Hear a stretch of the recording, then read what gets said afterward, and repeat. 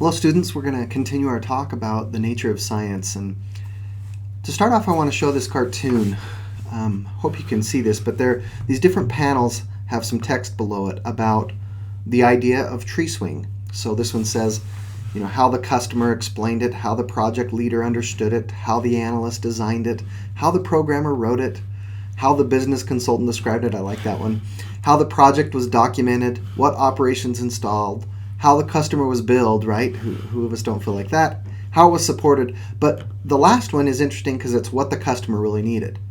So from this we learn that, first of all, communication is really important, right? When we have ideas, we need to be able to communicate and communicate clearly. And in science, this is very important. Scientists need to be able to communicate with each other, and we need to be able to communicate with the public, which we don't do very well. It also, though, highlights the importance of pointing out that different people coming to a problem or coming to an idea bring their own educational backgrounds, their own biases, and every other thing. And so when they look at a particular idea, they may see it in very different ways, right?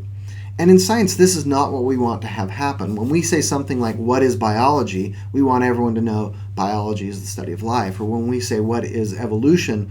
We want everyone to understand that. And clearly, instead of everyone having the same idea like tree swing in this last panel, what tends to happen, especially with these ideas like evolution and climate change and other types of scientific ideas that seem to be controversial to the public, it's because you get this kind of tree swing problem going on where everyone has their own ideas and there's not good communication happening.